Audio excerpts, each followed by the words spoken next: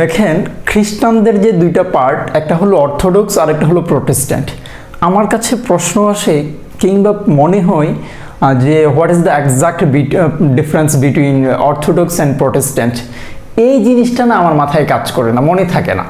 তো এই যে খ্রিস্টানদের দুইটা পার্ট আমরা সাধারণত মনে রাখি কিংবা মনে করি, এই পার্টগুলি মনে রাখার ক্ষেত্রে আমাকে এই শব্দ কিভাবে কাজে লাগাবে কিংবা সাপোর্ট দিবে, এটা একটা প্রশ্ন। মূলত আমরা ডি সিরিয়ালে ভিডিও বানাচ্ছি। ডক্স ডক্স ডক্স ডক্স এখন আসি, এ ডক্স যদি শব্দে পান আমরা বুঝবো মতবাদ অর্থ দেয়। কি অর্থ দেয়? মতবাদ। এখন মতবাদটা কি? অর্থ সম্পর্কিত মতবাদ। এখন ইংরেজিতে এই অর্থ দিয়ে আরেকটা শব্দ আছে, এটাকে বলে অর্থোগ্রাফি। তার মানে বাংলা বানানের যে নিয়ম, এটাকে ইংরেজিতে বলে অর্থোগ্রাফি। তাহলে অর্থোডক্স মানে কি? নিয়ম সম্পর্কিত কোনো মতবাদ। কি মতবাদ? নিয়ম। অর্থাৎ খ্রিস্টান ধর্মের যে স্বাভাবিক নিয়ম, এই যে ধারাবাহিকতা, এই ধারাবাহিকতা মেনে যে ধর্ম প্রচলিত আছে, সেই ধর্মকে মূলত অর্থোডক্স বলে।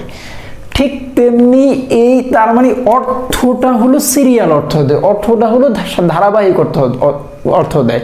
ঠিক তেমনি এখন এই ধারাবাহিকতার বিরুদ্ধে দাঁড়িয়ে যখন কেউ বলে যে আই প্রোটেস্ট ইট, ঠিক তখন আমি বুঝে গিয়েছি, ও তখন এটাকে প্রোটেস্ট্যান্ট ধর্ম বলে। তার মানে খ্রিস্টান ধর্মের মধ্যে যারা কিছু নিয়ম কিংবা কিছু স্বাভাবিক নিয়মের বিরুদ্ধাচরণ করে কথা বলেছে, তখন একে আমি বলছি প্রোটেস্ট্যান্ট ধর্ম। তার মানে অর্থোডক্স এবং প্রোটেস্ট্যান্ট, এই দুইটা জিনিস বোঝা আমার জন্য ইজি হয়েছে যখন আমি ডক্স বুঝলাম এবং অর্থ বুঝলাম। তার মানে এখানে একটা পার্ট, এখানে আর একটা পার্ট, এই দুইটা পার্ট বোঝাটা আমার জন্য গুরুত্বপূর্ণ ছিল। এবার আসি ডক্স। ডক্স পাইলে মতবাদ অর্থ দেয়। এখন এই মতবাদটা কেমন? প্যারাডক্স। আমাদের বাংলা একাডেমির অভিধান বলছে, কিংবা আমার শব্দের ইতিহাস আমাকে বলছে, ডক্স পাইলে মতবাদ অর্থ দেয়। কেমন? মূলত প্যারাডক্স। অর্থাৎ যে মতবাদ আপাতত সত্য মনে হলো স্ববিরোধী। অর্থাৎ যে মতবাদ আপাতত দৃষ্টিতে নিজের স্ববিরোধী মনে হলো মূলত সত্য বিবর্জিত নয়, তাকে মূলত প্যারাডক্স বলে। এখন আসি হেটারোডক্স।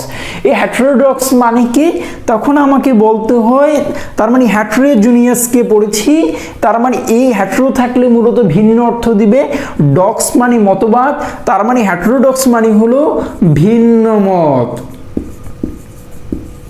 এখন আপনি চিন্তা করে দেখেন, আপনি ডক্স থেকে বুঝলেন ডক্স, প্যারাডক্স কিংবা হেটারোডক্স কিংবা অর্থোডক্স। এখন আসি ডক্স পাইলেও মতবাদ অর্থ দেয়। আবার আমি আরেকটি ভিডিওতে বলেছি, লক থাকলেও মূলত মতবাদ কিংবা থিওরি অর্থ দেয়। এই ডক্স মতবাদ, এই মতবাদ সম্পর্কিত যে মতবাদ, এটাকে মূলত ডক্সোলজি বলে। যদিও আমাদের বাংলা একাডেমিতে এই ডক্সোলজির একটা চমৎকার ব্যাখ্যা আছে। এই ডক্সোলজি শব্দটি সাধারণত খ্রিস্টান ধর্মের সাথে সম্পৃক্ত। মূলত বলা হয়েছে আমাদের বাংলা একাডেমির অভিধানে, বিশেষত গির্জায় গাওয়া হয় এমন প্রার্থনা সঙ্গীত কিংবা প্রশংসা সূচক যে সঙ্গীত, এটাকে মূলত ডক্সোলজি বলে। তার মানে আপনি ডক্স ধরে আগাইলে প্যারাডক্স, হেটারোডক্স, ডক্সোলজি কিংবা অর্থোডক্স কিংবা প্রোটেস্ট্যান্ট বোঝাটা আপনার জন্য ইজি হয়ে গেছে। Thank you for watching.